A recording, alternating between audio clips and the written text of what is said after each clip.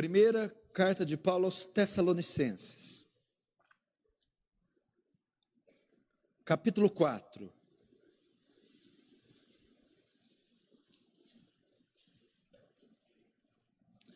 Verso 13. Primeiro aos Tessalonicenses, capítulo 4, verso 13, diz assim: Não queremos, pois, irmãos, que sejais ignorantes com respeito aos que dormem, para não vos entristecerdes como os demais, que não têm esperança. Pois se cremos que Jesus morreu e ressuscitou, assim também Deus, mediante Jesus, trará em sua companhia os que dormem. Ora, ainda vos declaramos, por palavra do Senhor, isto: nós, os vivos, os que ficarmos até a vinda do Senhor, de modo algum precederemos os que dormem. Porquanto o Senhor mesmo, dada a sua palavra de ordem, ouvida a voz de arcanjo, e ressoada a trombeta de Deus, descerá dos céus, e os mortos em Cristo ressuscitarão primeiro. Depois nós, os vivos, os que ficarmos, seremos arrebatados juntamente com eles entre as nuvens, para o encontro do Senhor nos ares. E assim estaremos para sempre com o Senhor. Consolai-vos, pois, uns com os outros, com estas palavras. Deixa aberto aí, não feche a Bíblia, feche apenas os olhos. Pai Santo, mais uma vez nos achegamos a Ti, cônscios da nossa pequenez, da nossa dependência, da nossa miserabilidade, diante da Sua majestade. Ó Senhor, tem compaixão de nós. Nós somos tão pecadores. Parece que quanto mais tempo passa, e quanto mais nos esforçamos para sermos santos e mantermos de pé, mais nós caímos. Mais vemos a nossa debilidade e a nossa miséria. Ah, Deus, mas que nessa debilidade possamos ver Sua grandeza. Quão dependentes somos de Ti, Senhor. Quebranta o nosso coração hoje, ele ainda está duro. Leva cativa a nossa mente, em obediência a Ti, porque ela ainda está dispersa. Despeja da Sua graça sobre todo esse salão. Faz Teu reino avançar, Senhor. Receba a glória para Si. E através dessa mensagem, nos conforma a imagem do Seu Filho. Em nome de Jesus. Amém. E amém. Presta atenção aqui no que eu vou falar. Algum tempo aqui eu venho falando, venho pregando algumas mensagens sobre escatologia, a doutrina das últimas coisas, do fim dos tempos. Preguei aqui sobre Apocalipse 13, 2 ocasiões, sobre a besta, a marca da besta, o dragão, o anticristo. Preguei também sobre o fim dos tempos, porque os sinais estão aí, e nós não podemos ser ignorantes ou indiferentes quanto a eles. Eles estão aí. E quanto mais as semanas passam, mais evidentes os sinais ficam. Como eu disse, a profecia vem para quê? Qual é o intuito de Deus revelá-la, uma vez que nós não podemos mudar? O que for acontecer, vai acontecer. E nós não podemos alterar em nada os acontecimentos, o rumo e cumprimento dessas profecias. Por que então elas não nos foram dadas, registradas, escritas? Acho que a conclusão é óbvia, para nos prepararmos. Para nos prepararmos. E eu disse que a vinda de Jesus está muito próxima. E disse que ela será precedida por um governo mundial, a besta, seguida por um grande líder, o anticristo. E que a igreja de Cristo estará aqui. A igreja de Cristo não será arrebatada antes. Ela passa pela grande tribulação na sua totalidade. Ela sofre, ela é perseguida, despojada, espoliada, martirizada, morta. Faz-se então necessário, uma vez que a Bíblia aponta para esse dia, preparar a igreja para tal perseguição. E o Apocalipse 13 tem como tema central isso. O tema central do 13 não é a besta, não é a marca, o 666, não é o dragão, é a igreja sofredora. Foi dado à besta que pelejasse contra os santos e os vencesse.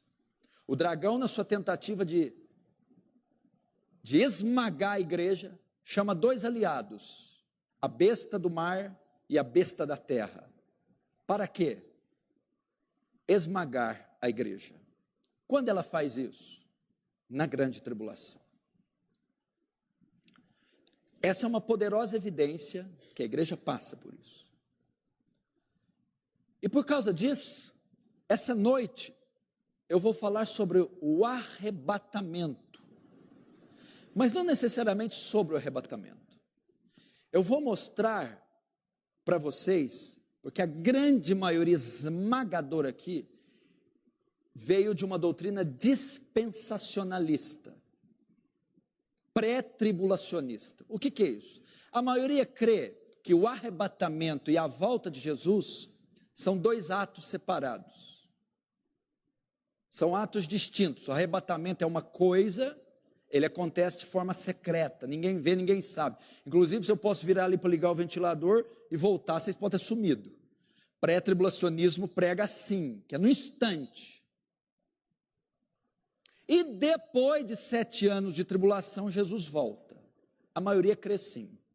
Filmes deixados para trás, livros do Tim LaHaye, e os seminários, a maioria dos pentecostais acreditam no pré-tribulacionismo dispensacionalista, que a igreja de Cristo é arrebatada antes da grande tribulação, 7 anos de grande tribulação, e então Jesus volta. A volta de Jesus, o arrebatamento é um ato, e a volta outro ato que acontecem separados. E o arrebatamento ocorre antes da grande tribulação, a igreja não passa. Esse não é o conceito bíblico, nem é aquilo que nós cremos. O conceito bíblico é que a volta de Jesus e o arrebatamento são um único ato, acontecem no mesmo ato. Quando Jesus voltar, ele já arrebatará a igreja na volta. E isso não ocorre antes da tribulação, ocorre no final da grande tribulação. A igreja passa pela perseguição, pelo sofrimento. E antes, não confunda a grande tribulação com as taças da ira. Mas Deus vai jogar os flagelos aqui sobre a igreja? Não. Tribulação não é flagelo. Tribulação é provação. E é a provação infligida pelo anticristo e as suas tropas. Eles vão provar, testar, esmagar, perseguir, martirizar a igreja, todo o período da tribulação. Então, quando a tribulação termina, quando Jesus volta para esmagar o anticristo, despejar sobre ele a ira, nesse momento é que ele tira a igreja, arrebata. Quando? Quando ele volta e arrebata, no mesmo ato, e despeja a ira sobre o mundo, quem aceitou a marca, o sinal, os flagelos, as taças da ira. É isso que a Bíblia ensina. Então, se você pensa que não vai passar pela grande tribulação, você está enganado. E se você pensa que se você não for no arrebatamento, você pode ficar na segunda leva, eu vou na repescagem, aí eu morro por Jesus. Se você não for na primeira, você não vai em nenhuma, porque só existe uma. Vamos analisar primeiro o texto que eu abri aqui, 1 Tessalonicenses, o 4, verso 13 em diante. Não queremos, pois, irmãos, que sejais ignorantes com respeito aos que dormem, para que não vos entristecedes como os demais que não têm esperança. Primeira palavra que Paulo usa aqui, os que dormem. O que quer dizer os que dormem? É um eufemismo para dizer os que morreram. O que é eufemismo? Eufemismo é quando você usa uma palavra mais leve para indicar uma mais forte. Por exemplo, você não chega na casa dos outros, ó, seu pai morreu. Quando você usa eufemismo, você fala, seu pai nos deixou, faleceu. Então Paulo, quando está dizendo aqui, os que dormem, é um eufemismo, é uma maneira leve de falar algo pesado para os que morreram. O que estava acontecendo aqui em Tessalônica? É uma igreja da Macedônia, que Paulo fundou na sua segunda viagem missionária. Essa carta foi escrita por ele e dada a Timóteo, para que Timóteo levasse a eles e questionasse eles acerca do que estava acontecendo, para que Timóteo voltasse e relatasse a Paulo. Era um tempo onde eles estavam sendo muito perseguidos, sofrendo intensa perseguição. E muitos dos membros da igreja estavam morrendo, sofrendo martírio. E os irmãos vivos da igreja estavam muito tristes, por causa da morte de outros irmãos. E agora, nós nunca mais vamos ver eles, nunca mais vou encontrar eles, morreram. Paulo também tinha anunciado sobre a volta de Jesus, e eles estavam tristes, nossa, eles entendiam que a volta de Jesus estava próxima. Eles também estavam tristes, porque esses que morreram não vão poder ver Jesus voltar. Então era um problema relacionado à morte. Paulo vai solucionar isso, vai consolar eles, dizendo, não se preocupe com quem morreu, haverá uma ressurreição. E não se preocupe com quem morreu antes de Jesus voltar. Eles ressuscitarão para ver a volta do Senhor. É isso, olha lá. Não queremos, pois, irmãos, que sejais ignorantes com respeito aos que dormem, verso 13, para que não vos entristeceis como os demais que não têm esperança. Está falando dos incrédulos, dos ímpios. Eles, por ignorância, pensavam que aqueles que morressem não seriam vistos mais e nem contemplariam a volta de Jesus. Verso 14, Paulo vai refutar essa ideia.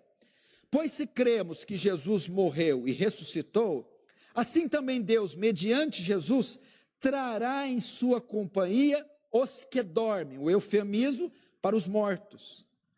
Como que Paulo vai confortar eles? Olha, irmãos, vocês estão tristes porque outros entes queridos estão morrendo, porque irmãos em Cristo estão mortos, e vocês pensam que não vão ver mais eles? E pensam que eles não vão ver a volta de Jesus? Sim. Paulo está dizendo, não, tem algo para consolar vocês. Vocês não creem que Jesus morreu? Cremos. E não creem que ele ressuscitou? Sim. Então, mediante Jesus, ele trará novamente em sua companhia os que dormem. Paulo está dizendo, existe uma saída para a morte, a ressurreição. Eles ressuscitarão. Vocês verão eles de novo. Calma, eles não se foram para sempre.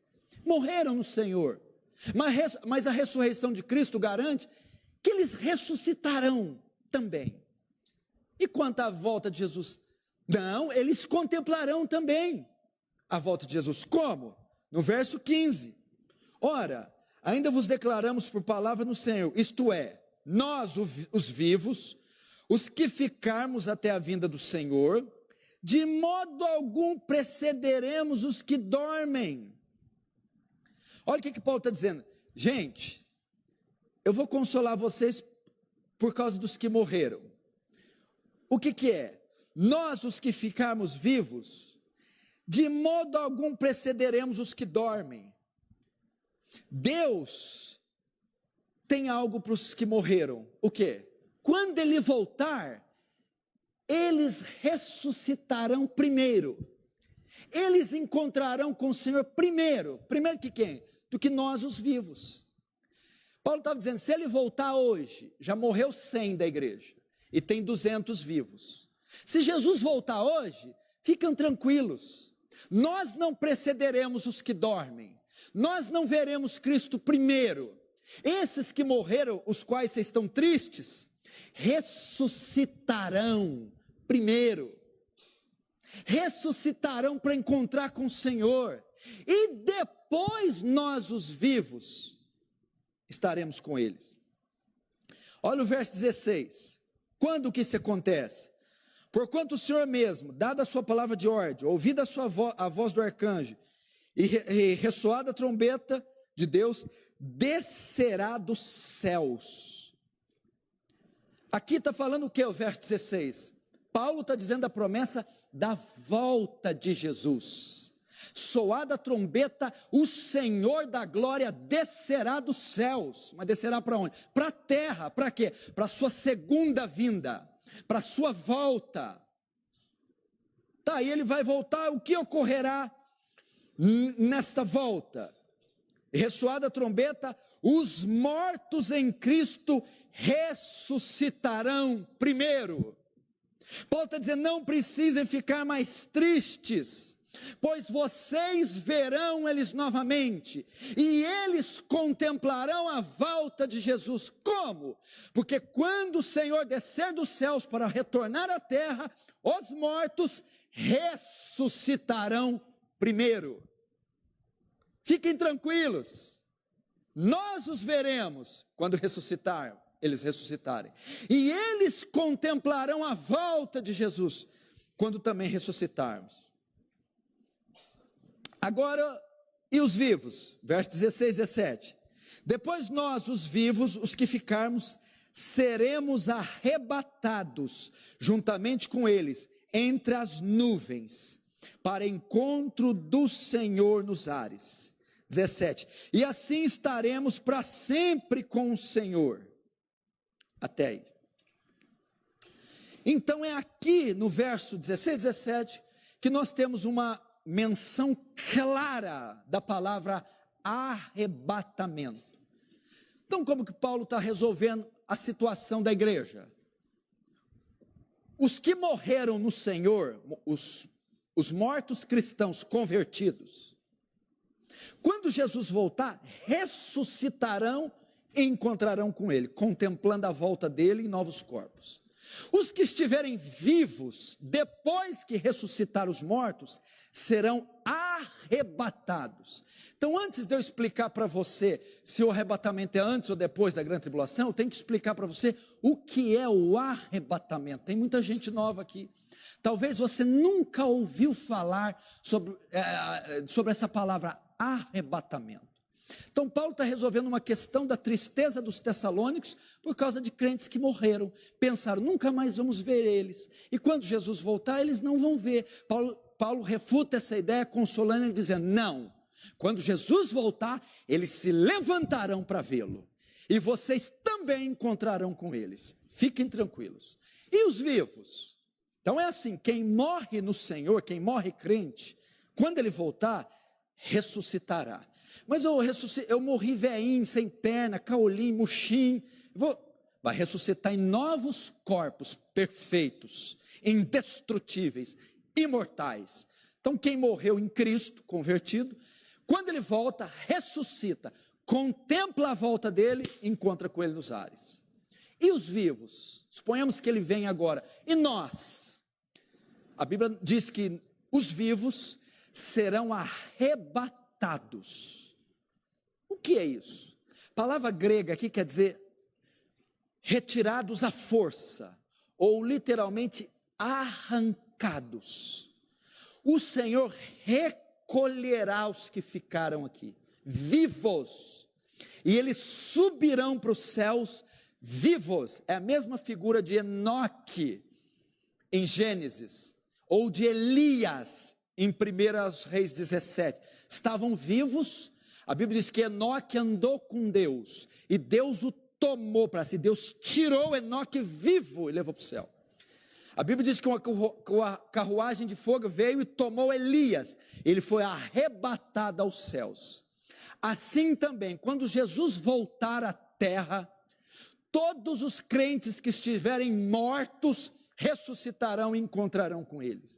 E todos os crentes vivos que estiverem aqui, quando ele voltar, serão arrancados, retirados, arrebatados daqui, sumirão daqui, literalmente arrancados, vivos, sem experimentar morte. Isso é arrebatamento. É isso que espera você, se você estiver vivo nesse dia. Agora, quando que se dá o arrebatamento? O arrebatamento se dá exatamente quando Jesus voltar. No mesmo instante quando Jesus voltar. É aí que entra o grande dilema das posições doutrinárias. A maioria entende que o arrebatamento ocorre secretamente e iminente, a qualquer momento, sem que ninguém saiba. Jesus pode voltar a qualquer momento, sem que ninguém saiba, e antes da tribulação. Aliás, o arrebatamento. Depois da tribulação, ele volta para julgar o anticristo, tal, mas isso ele já arrebatou a igreja antes. E a outra visão crê, não, ele não volta a qualquer momento. Existem sinais que tem que acontecer, e ele voltará no mesmo momento que arrebata a igreja, isto é, na grande tribulação. Agora o que você precisa entender? Presta atenção. Essa visão dispensacionalista e pré-tribulacionista, ela é recente, ela é a predominante hoje no Brasil e no mundo. Essa ideia surgiu de uma mulher chamada Margaret MacDonald. Ela teve uma visão que Jesus arrebataria a igreja secretamente e que depois retornaria. Foi através de uma visão, em 1830, que começou-se a ter a ideia de um arrebatamento secreto, distinto da volta de Jesus. Depois, tendo frequentado reuniões com essa mulher e ouvindo sobre a visão e o testemunho dela, que foi escrito em livro, foi quem eles chamam de o pai do dispensacionalismo, John Nelson Darby. Foi o líder do movimento dos irmãos, e também foi o pai do dispensacionalismo moderno. Este homem, John Darby, foi responsável no século XIX, por implantar o dispensacionalismo. Agora, o que a Bíblia diz? Onde estão os textos que comprovam que a volta de Jesus e o arrebatamento são um ato único? Vamos abrir Mateus 24 para você ver a simplicidade dos textos e dos fatos.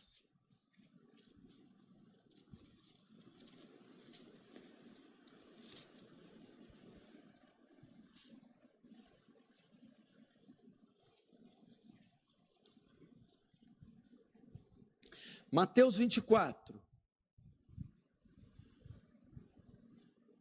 Olha só como o texto aqui está claro. Mateus 24, 29. Só esse texto você tem a resposta para 3 perguntas. Logo em seguida a tribulação daqueles dias, o sol escurecerá, a lua não dará mais a sua claridade, as estrelas cairão do firmamento, e os poderes do céu serão abalados. Então aparecerá no céu o sinal do Filho do Homem. Todos os povos da terra se lamentarão e verão o Filho do Homem vindo sobre as nuvens do céu com grande poder e glória. E ele enviará os seus anjos com grande clangor de trombeta, os quais reunirão os seus escolhidos dos 4 ventos, de uma extremidade do céu, de uma outra extremidade dos céus. Olha só, verso 29. Logo em seguida a tribulação. Então, o texto está dizendo de um ato que aconteceu depois da tribulação, ok? Que tribulação é essa? Verso 21, porque nesse tempo haverá grande tribulação, como desde o princípio do mundo, até agora não tem havido, e nem jamais haverá. Então 29 está se referindo à grande tribulação, ok? E o 29 vai dizer que logo após a tribulação, vamos lá de novo, logo em seguida a tribulação, o que acontece? Verso 30, então aparecerá no céu o sinal do Filho do Homem, e todos os povos da terra lamentarão e verão o filho do Homem vindo sobre as nuvens do céu com poder e glória, ok? Após a tribulação ele volta. Até aí, até os dispensacionalistas concordam. Depois, olha só, e logo após aqueles dias, logo em seguida a tribulação, o que acontece? Ele volta. Mas o que mais? Vamos ver.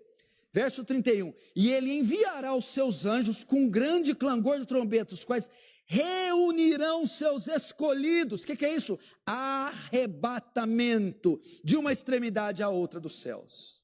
Então note o que o texto forma.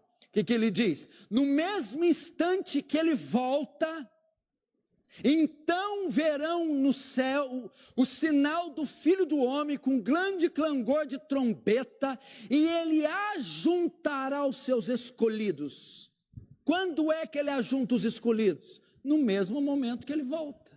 O arrebatamento se dá no mesmo instante que Jesus volta. E quando ele volta? Antes da tribulação, o 29, logo em seguida a tribulação, depois da tribulação. Entendeu? Olha como é que o texto é simples. É o texto um dos mais claros. Marcos capítulo 13 fala a mesma coisa. Então o 29 está anunciando a volta. Primeiro, ela não é secreta. A Bíblia diz que todo olho verá, é com clangor de trombeta, os céus serão abalados, é uma vinda visível, eles verão, não é secreta. Segundo, no mesmo momento que volta, ele arrebata a igreja. Para que ele vem? O primeiro ato dele ao vir, ele ajuntará os seus escolhidos nos quatro cantos da terra. Mas o que quer dizer isso? Arrebatamento. E quando ocorre?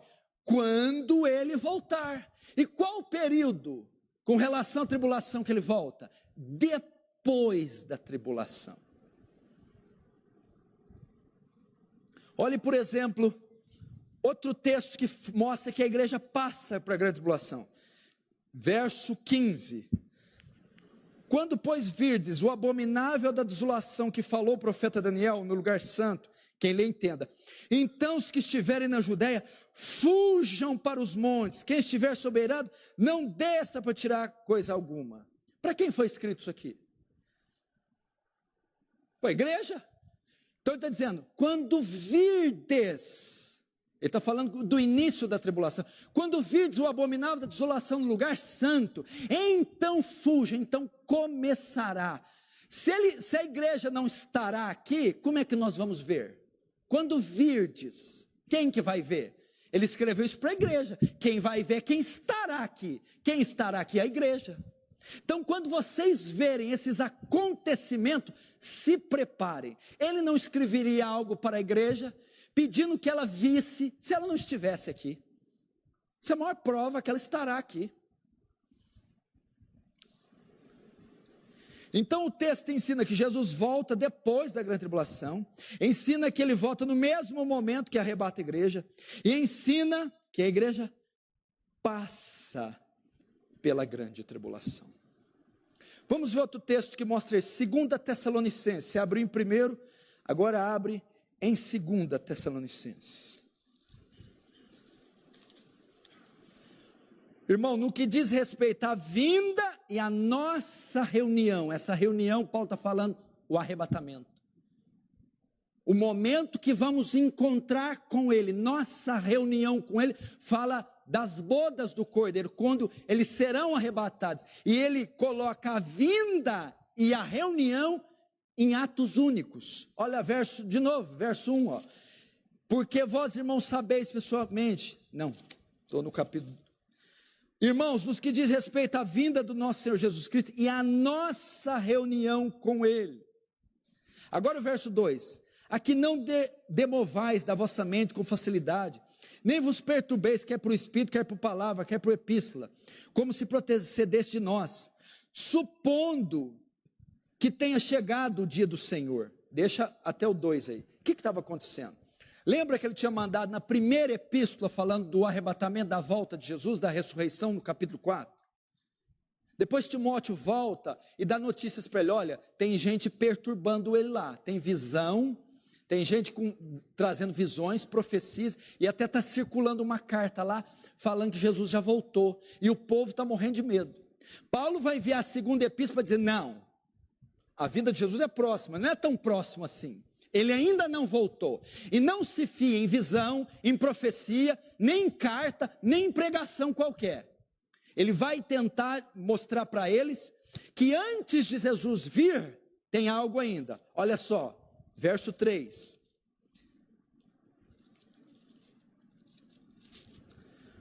Ninguém de nenhum modo vos engane, porque isto não acontecerá sem que primeiro venha a apostasia, e seja revelado o homem da iniquidade, o filho da perdição. O que Paulo está dizendo? Não, aqui já quebra a volta iminente de Jesus. Primeiro aqui já refuta isso. O pré-tribulacionismo dispensacionalista ensina que ele pode voltar a qualquer hora. Paulo está dizendo, não pode voltar. Não deixe ninguém enganar vocês com profecia, com cartas, com visões. Não será assim. Não será assim o quê? A volta de Jesus não acontecerá antes que. Então não pode ser iminente, não pode ser agora, não pode ser, olha, Jesus pode voltar daqui 5 minutos, não pode. Por quê?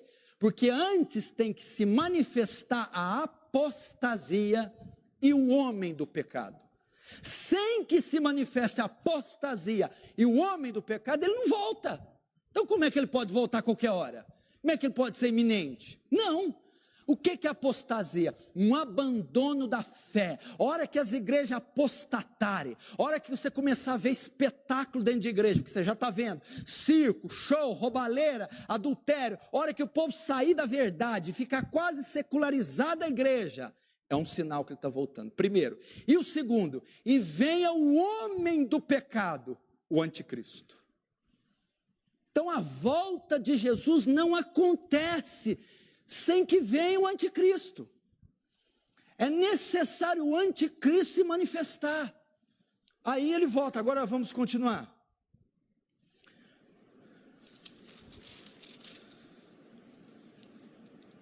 Ninguém de modo nenhum vos engane, porque isto não acontecerá sem que primeiro venha a apostasia, e seja revelado o homem da iniquidade, o filho da perdição, o qual se opõe, se levanta com tudo que se chama Deus, ou objeto de culto, a ponto de se assentar no santuário de Deus, ostentando-se como fosse o próprio Deus. Agora vamos lá, verso 7, com efeito o mistério da iniquidade já opera, e aguarda somente que seja afastado aquele que agora o detém. Então, de fato, revelará o iníquo, a quem o Senhor Jesus matará com o sopro da sua boca. Agora vamos ver quando que Jesus destrói o anticristo. E o destruirá pela manifestação da sua vinda. A vinda de Jesus é pós-anticristo. A vinda de Jesus é pós-tribulação. Quando é que Jesus destrói o anticristo? Quando ele voltar. Quando é que se dá o arrebatamento? Quando ele voltar. Então o arrebatamento é pós-anticristo. A volta de Jesus pós-anticristo. Anticristo figura o quê? A grande tribulação. Então a volta de Jesus é depois da grande tribulação. E como a volta e o arrebatamento é um ato único, então o arrebatamento também é após a grande tribulação. Está claro aqui. Não haverá reconstrução de templo, não haverá sacrifícios animais sendo feitos. É a mesma, essa passagem coaduna com aquela de Mateus 24. E quando virdes o abominável da desolação no lugar santo, quem lê entenda. A ideia ali é que o anticristo entraria no templo e profanaria o templo. Isso aconteceu com o Antíoco Epifânio e com o imperador Tito no ano 70. Eles entraram no templo de Israel, profanaram e destruíram o templo. Uma vez que o templo está destruído, o anticristo repetirá isso. Só que a igreja da época era a igreja judaica. A igreja de hoje é a igreja do Novo Testamento. O anticristo vai se assentar no poder religioso, no poder, ele vai falar em nome de Deus, em nome da igreja. E quando nós virmos que uma entidade maligna dominou o poder religioso, está dirigindo a igreja, então saberemos que é o anticristo e que o fim chegou. Não é o templo judaico, não é o templo de Israel, ele não vai construir, não vai entrar lá.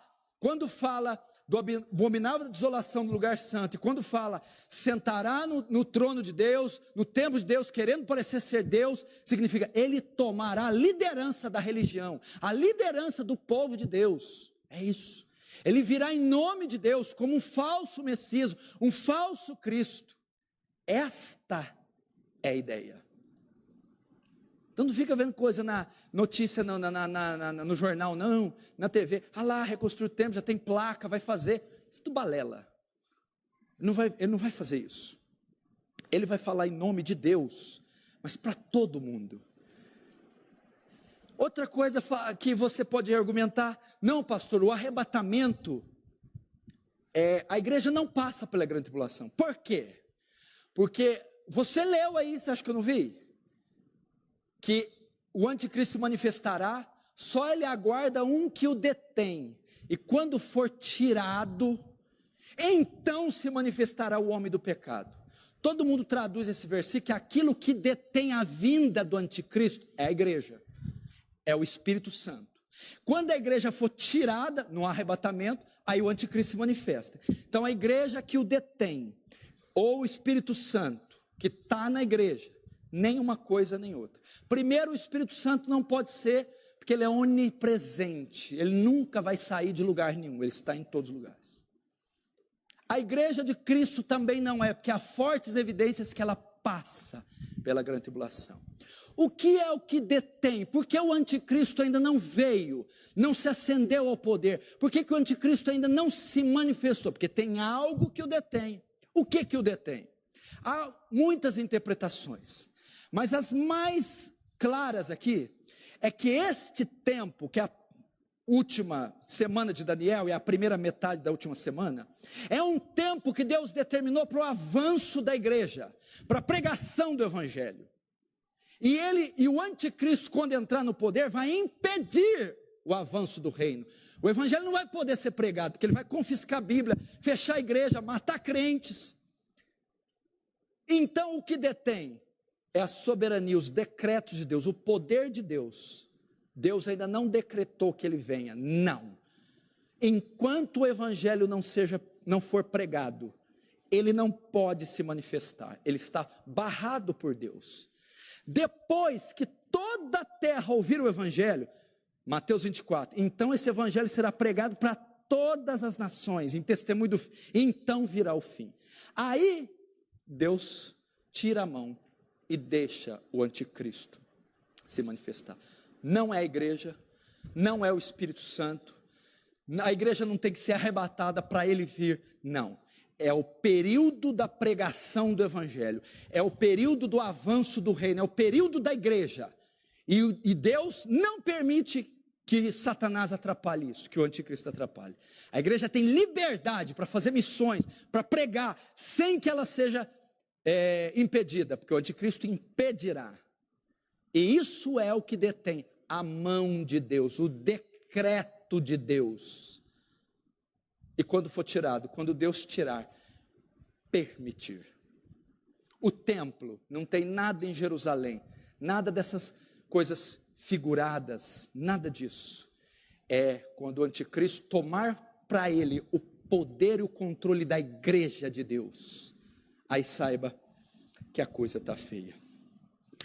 Outros textos que mostram isso. Você sabe que tanto o dispensacionalista quanto o amilenista crê que a ressurreição se dá no arrebatamento. Ok? Por exemplo, o dispensacionalista. Você pergunta para ele, quando vai se dar a ressurreição dos mortos? Ele vai dizer, no arrebatamento. Ah, tá. Então, no arrebatamento, Jesus arrebata a igreja e ressuscita os mortos. Sim, isso eles concordam, ok? Que a ressurreição dos mortos será no arrebatamento. Acontecerá no arrebatamento. É o que está em 1 Coríntios 15, 51, 52. Eis que vos digo um mistério. Na verdade, nem todos dormiremos, mas todos seremos transformados. No momento, um abrir e fechar de olhos, ante a última trombeta. Porque a trombeta soará, olha lá. E os mortos ressuscitarão, primazia para os mortos, incorruptíveis. E depois nós seremos transformados, arrebatados. Então, no momento do arrebatamento, acontece a ressurreição. Só que Jesus diz que a ressurreição não acontece no início da grande tribulação. A ressurreição não acontece antes da grande tribulação. A ressurreição acontece no último dia. Veja só, João 6, 53, 54, só ouça. Jesus, pois, lhe disse: na verdade, verdade vos digo, que se não comerdes a carne do Filho do Homem, e não beberdes seu sangue, não tereis vida em vós mesmos. Quem come a carne e bebe meu sangue, tem vida eterna, e eu o ressuscitarei no último dia. Se a ressurreição é no último dia, então o arrebatamento também é no último dia. Não pode ser antes da tribulação. Não pode ser distinto da volta. João 11, 23 e 24. Disse-lhe Jesus: teu irmão há de ressuscitar, disse Marta. Eu sei que há de ressuscitar na ressurreição do último dia. Se a ressurreição acontece no arrebatamento, então o arrebatamento é no fim da grande tribulação, porque a ressurreição só ocorre no último dia. Quantos estão entendendo, diz amém. Amém.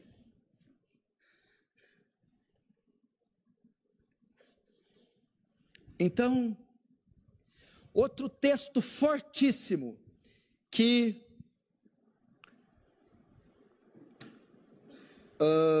corrobora que a igreja passará pela grande tribulação. Mateus 24 novamente. Abre lá.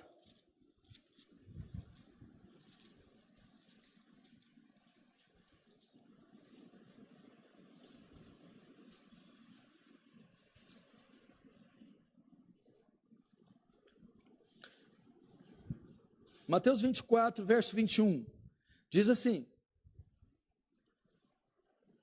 porque nesse tempo haverá tão grande tribulação, quando desde o princípio do mundo até agora não tem havido jamais. Verso 22, não tivessem aqueles dias sido abreviados, ninguém seria ser salvo. Agora, por que foi abreviado o tempo da tribulação? Olha lá, mas por causa dos escolhidos, tais dias serão abreviados. Mas peraí, se a igreja não vai estar aqui, por que foi abreviado? A tribulação foi abreviada, o tempo dela vai ser tão intensa, perseguição tão ferrenha, que será insuportável. E o que Deus fez? Diminuiu o tempo. Por quê? Por causa da igreja. Se a igreja não vai passar, que razão Jesus tinha de abreviar? Foi por causa dos escolhidos da igreja que estará aqui, passará, sofrerá. Então Deus minimizou, diminuiu o tempo, porque a igreja estará aqui. Outro texto que eles usam para dizer que o arrebatamento é distinto da volta de Jesus. Então o reino dos céus é semelhante a 10 virgens que, tomando as suas lâmpadas, saíram encontrar com o noivo. 5 delas eram nécias, 5 eram prudentes. As nécias, ao tomar suas lâmpadas, não levaram azeite consigo. No entanto, as prudentes, além das lâmpadas, levaram azeite nas vasilhas. E tardando o noivo, foram todas tomadas de sono e adormeceram. Mas à meia-noite, ouviu-se um grito: eis o noivo! Saí ao encontro. Então se levantaram todas aquelas virgens, prepararam suas lâmpadas. E as nécias desprepararam suas lâmpadas. E as nécias disseram às prudentes: dai-nos do vosso azeite, porque as nossas lâmpadas estão apagando. Mas as prudentes responderam: não, para que não nos falte a nós, a vós outros. Ide antes aos que vendei e comprai. Presta atenção no verso 10 em diante. E saindo elas para comprar, chegou o noivo. Eis que estavam percebidas, entraram com eles para as bodas. E fechou-se a porta. Verso 11, mais tarde, o que é mais tarde? Depois do arrebatamento, chegaram as virgens nessa clamando: Senhor, Senhor, abre-nos a porta. Mas ele respondeu: em verdade vos digo, não vos conheço. Não tem segunda chance. O que é a figura das virgens nécias e sábias? Todo mundo pensa, virgens nécias é as desviadas, virgens sábias é o crente. Não. As virgens nécias é a igreja, é o salvo. A virgem sábia é a igreja, o salvo.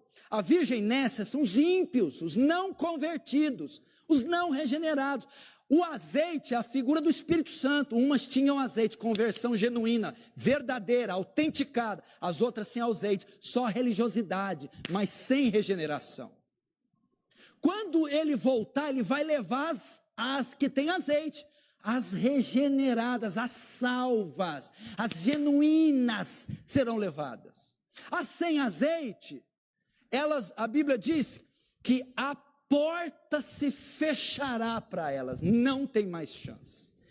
E o verso 11 diz, mais tarde chegaram. O que é isso? Depois que ele já voltou, já buscou a igreja, já arrebatou, já retornou, mais tarde chegaram, e o que ele falou? Eu não vos conheço.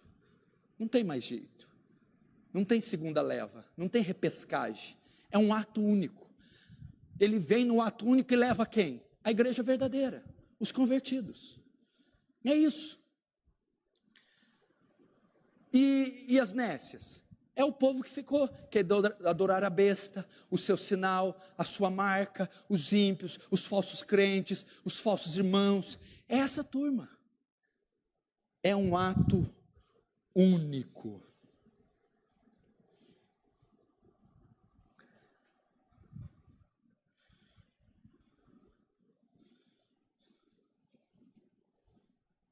A figura para nós entendermos isso, no Antigo Testamento, nós temos a figura do arrebatamento e do juízo de Deus na história de Noé, Ló e Moisés.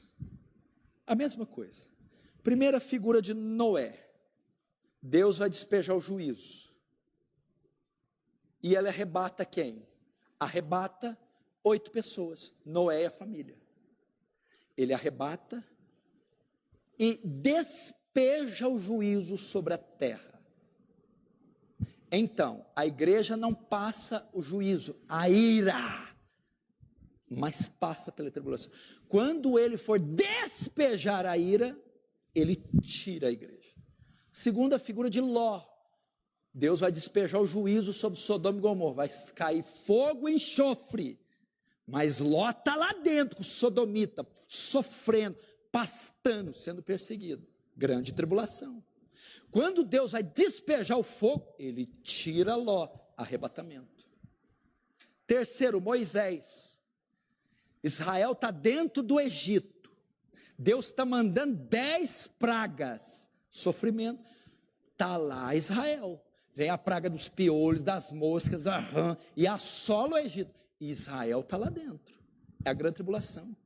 A igreja vai estar aqui, só na última praga, a morte dos primogênitos, que Deus tira Israel de lá, arrebatamento. A igreja estará aqui com o faraozão, o anticristo, no Egitão, a besta, o sistema maligno, e as pragas estão sendo despejadas, e a igreja está aqui, até que no final, até que quando a cólera de Deus for mandada, então ele tira a igreja. Essas são as figuras, para você entender. Então, irmãos, o arrebatamento e a volta de Jesus são atos únicos, não são distintos. Você viu? Eu podia ter parado em Mateus 24. E depois da tribulação, é um evento pós-tribulação. Os céus serão abalados, então verão o Filho do Homem com poder e glória, vinda. E ajuntarão seus escolhidos. Arrebatamento. 3 coisas acontecem pós-tribulação. E 2 delas é um ato único. Volta e arrebatamento. Não existe do piloto de avião crente sumir do avião, o avião cair. O avião caiu lá na China, que foi, o piloto era crente, foi arrebatamento. Entendeu? Não existe isso aí. Nem é iminente, pode ser agora. Corre logo para comer aquela pizza que você pode ser arrebatado. Não vai. Por quê? Porque os Tessalônicos estavam assim, ele já voltou e eu fiquei. Eu Paulo, não ficou não. Como é que você sabe que eu não fiquei? Uai, eu estou aqui, eu sou Paulo, só falta eu não ir. Eu estou aqui, rapaz. Não, mas eu fiquei, porque estão falando aí que Jesus voltou, teve gente tendo visão, profecia, revelação, que Jesus está voltando, e está lá naquelas águas lá, de não sei da onde, Israel, Megido, essa coisa. Para com essa balela tudo, não será assim antes que Jesus não voltará antes que haja apostasia geral. Essa já está acontecendo, é só ligar a televisão. Segundo, e venha o homem do pecado, o anticristo. Então ele falou, tem alguns sinais. E quando virdes, eu passo a grande tribulação, sim, quando virdes o início disso, o abominável da desolação, ou seja, quando virdes a ascensão do anticristo, então Jesus diz que nós veremos. Então fujam, fugir para quê? Se eu não vou passar a grande tribulação. Ele diz, vocês verão esses fatos e terão que correr, se esconder, se proteger. Agora uma palavra de consolo, Apocalipse capítulo 3.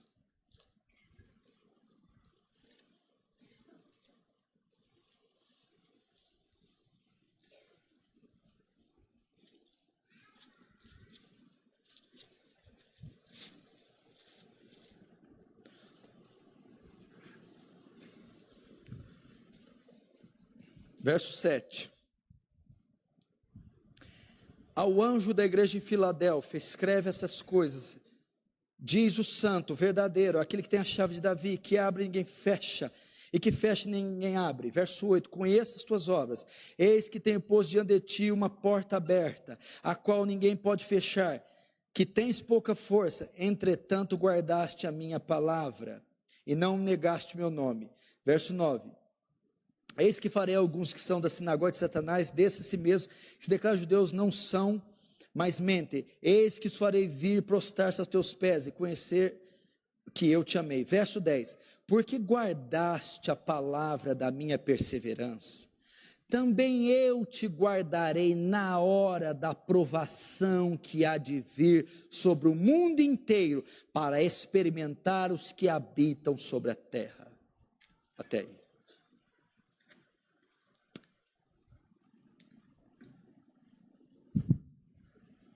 Por que eu preguei essa palavra?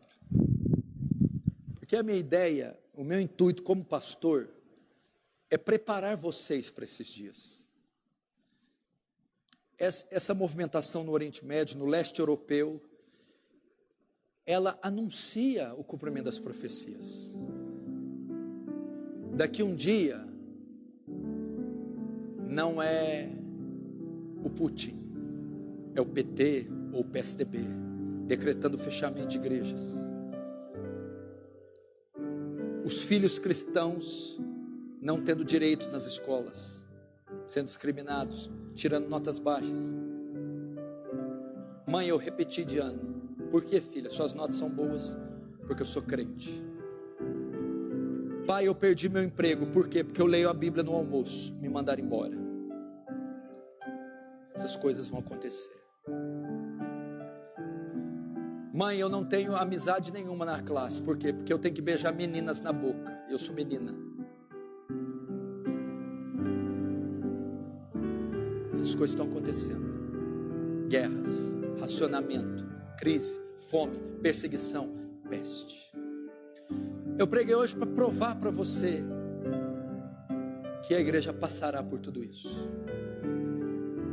Ela não irá confortável e gorda ser arrebatada sem passar isso. Primeiro, porque 2000 anos de história de igreja, todas as igrejas de todos os séculos passaram por tribulações, foram perseguidas. Por que só a nossa vai ficar gorda? O arrebatamento se dará só no final da grande tribulação, quando Jesus voltar em um ato único. Qual é a palavra para nós? Essa carta à igreja de Laodiceia. Ele diz assim: como não negaste o meu nome, como foste fiel a mim, porque guardaste a minha palavra e a minha perseverança, eu te guardarei no dia, te guardarei da hora da provação que há de vir sobre todo o mundo. Qual é a palavra de consolo? Jesus não evitará o sofrimento, não impedirá a profecia de se cumprir, não evitará que a grande tribulação ocorra. Aliás, ele vai dar à besta poder para pelejar contra os santos e os vencer.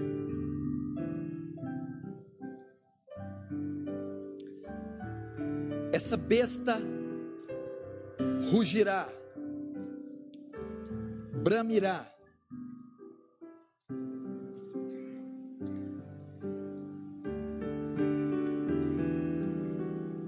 mas o que ele promete aqui? Eu vou dar forças a você. Eu vou guardar você, não significa que ninguém vai te tocar. Você há de suportar. Eu revestirei você nesses dias de poder. Eu darei coragem à minha igreja. Eu darei ousadia à minha igreja. Ninguém me negará nesse dia. Vocês serão revestidos de poder. Irão com bravura, seja para onde for, seja a perseguição, a tortura, o chicote, a prisão, a espada ou até o martírio, mas nenhum dos santos negará o Senhor, nenhum voltará atrás, iremos com bravura. É isso que ele está dizendo. Eu não impedirei Nabucodonosor de jogar vocês na fornalha. Vocês serão jogados 7 vezes mais quente. Mas eu entrarei com vocês na fornalha. Darei a mão para vocês. Caminharei com vocês dentro da fornalha. É isso que ele está dizendo. A grande tribulação será um período que vai dividir os covardes dos homens de Deus, os covardes dos profetas, os covardes das mulheres de Deus. Nós vamos nos distinguir. Isso vai acontecer. É isso que ele promete: bravura, consolo, força, visitação. Com isso você pode contar. Você crê nisso? Diz amém. Então você vai orar agora e dizer: me prepara para esses dias, Senhor.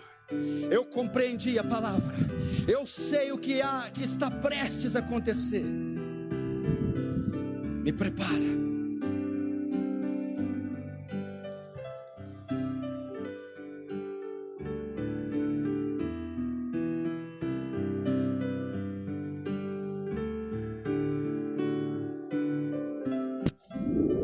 Você está ouvindo Web Rádio Servindo com Amor. 24 horas com você.